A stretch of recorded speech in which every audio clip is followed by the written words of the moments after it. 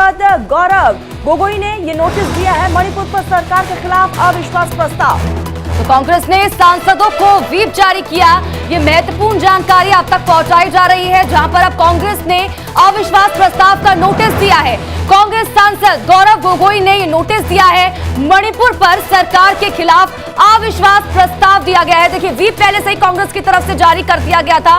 मणिपुर मामले पर लगातार विपक्ष कह रहा था कि सरकार की तरफ से बातचीत नहीं की जा रही है, प्रधानमंत्री नरेंद्र मोदी इस पर कुछ बयान दे, लेकिन इतने दिन से हम लगातार देख रहे हैं, चौथे दिन भी मणिपुर मामले पर कोई बातचीत होती दिखाई नहीं दी। और अब क्योंकि लगातार कांग्रेस विपक्ष की तरफ से इसको लेकर हंगामा किया जा रहा था, जिस वजह से सदन की जो कार्रवाई थी वो भी स्थगित होती रही और अब कांग्रेस ने अविश्वास प्रस्ताव का नोटिस दिया है। नहीं, अभी तो वो डिस्कशन नहीं हुआ। आज होने के बाद उसके क्या तरीके हैं बाद में वो कहा जाएगा। अब एज इट इज़ तो हमारे पास प्रस्ताव नहीं है, क्योंकि उसको नोटिस देना वो देना समय लगता है। देखेंगे, उसके बाद बोलेंगे। आप हमारे पार्टी की तरफ से जब चर्चा शुरू होगी, हम नॉर्थ ईस्टर्न की रिप्रेजेंटेटिव को मतलब गौरव गोगोई को हम तैनात करेंगे। आज ही हमारे नो कॉन्फिडेंस मोशन हम मूव कर रहे हैं। सिग्नेचर हो गया 50 लोग का, 50 लोग का सिग्नेचर की जरूरत नहीं है, क्या करें।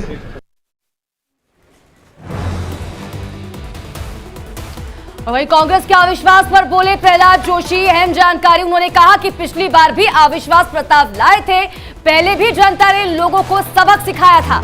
तो देश का भरोसा पीएम मोदी और बीजेपी पर है, प्रहलाद जोशी ने कहा है, और देश के लोगों ने ऐसे लोगों को सबक सिखाया था।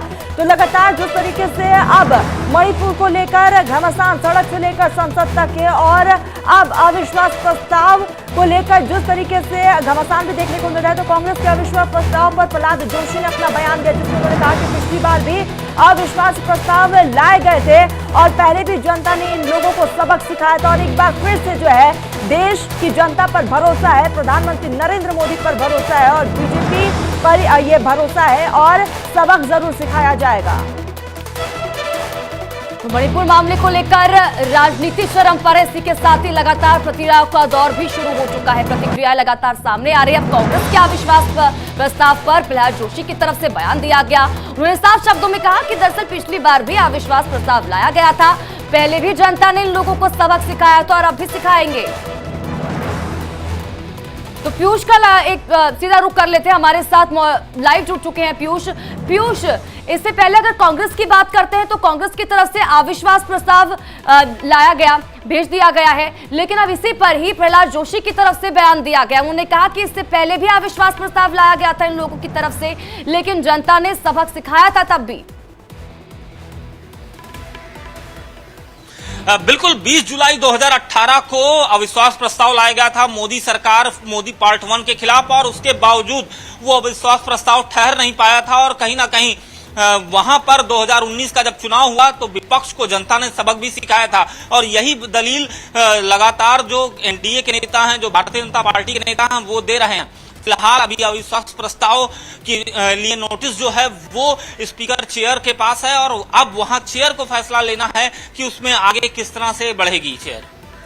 बिल्कुल पीयूष, और ऐसे में क्या लगता है क्या फैसला आ सकता है?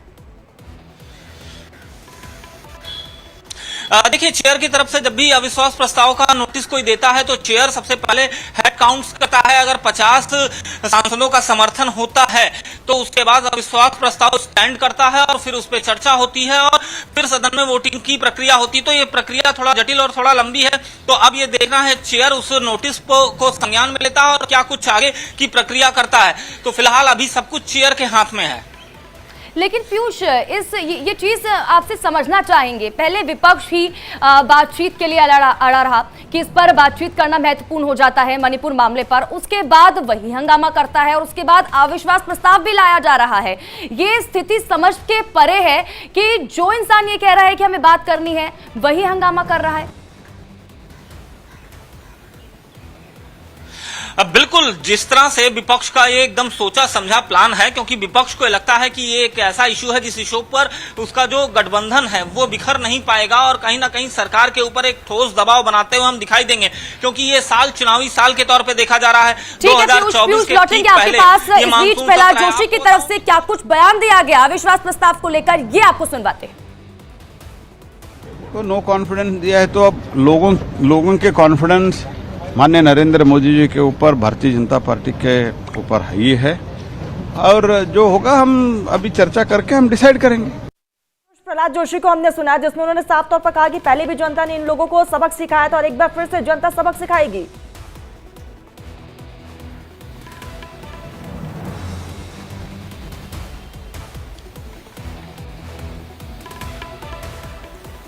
पीयूष, मेरी आवाज आप तक पहुंच रही है? अपना सवाल दोबारा दोहराइएगा। पीयूष, साफ तौर पर यहाँ पर जिस तरीके से प्रहलाद जोशी ने कहा कि पहले भी जनता ने सबक सिखाया था और एक बार फिर से जनता सबक सिखाएगी।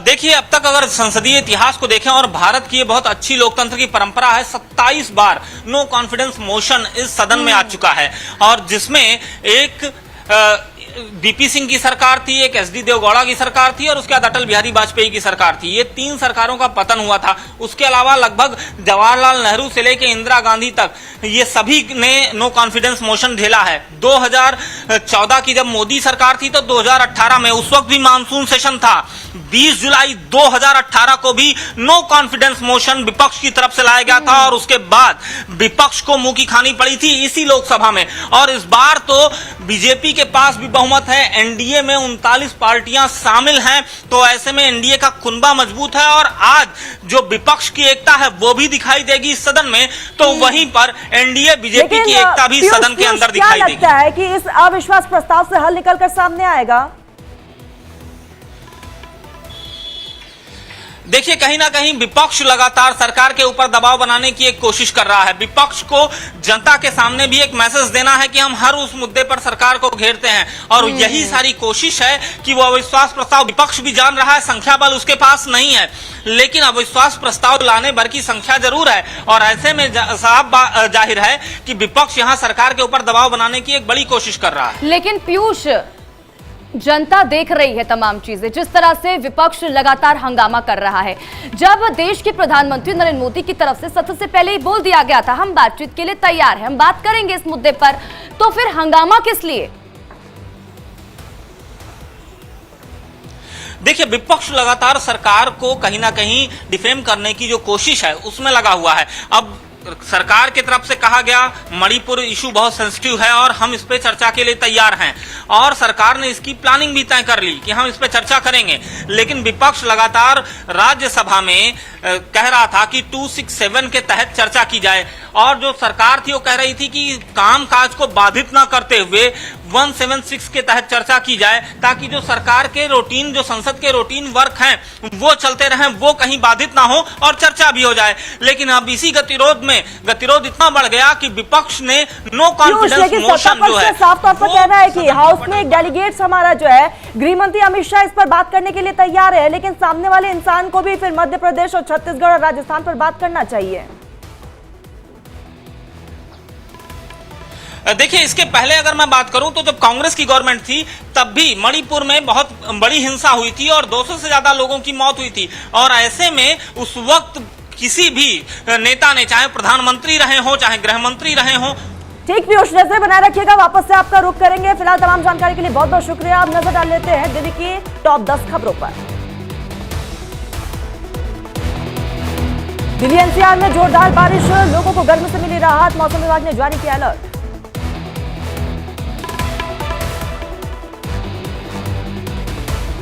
सुबह सुबह तेज बारिश से फिर यमुना में बढ़ा बाढ़ का खतरा, एनसीआर के कई इलाकों में भरा पानी, NH24, ITO समेत कई रोड पर गाड़ियां पानी में डूबी। दिल्ली एनसीआर के कई इलाकों में जल भराव जैसी स्थिति, ट्रैफिक जाम, लोगों को भारी परेशानी। राजधानी में मूसलाधार बारिश ने बढ़ाई मुश्किलें, फिर खतरे के निशान से ऊपर बह रहा है यमुना का पानी। दिल्ली एनसीआर में तेज बारिश के बाद जिला प्रशासन का फैसला, एनसीआर में कई स्कूलें बंद। बाढ़ बारिश के बाद मंडराया आई फ्लू का खतरा, तेजी से बढ़ते जा रहे कंजक्टिविटिस मामले, एम्स का दावा हर दिन आ रहे 100। दिल्ली के अस्पताल में तेजी से बढ़ रहे हैं आई फ्लू के मरीज। सौरभ भरद्वाज ने सरकारी हॉस्पिटल को अलर्ट रहने के दिए निर्देश। दिल्ली के गंगाराम अस्पताल में डॉक्टर पर जानलेवा हमला, गंभीर रूप से घायल डॉक्टर का इलाज जारी। मरीज ने न्यूरोसर्जन डॉक्टर पर किया था चाकू से जोरदार हमला, अस्पताल में मची अफरा तफरी।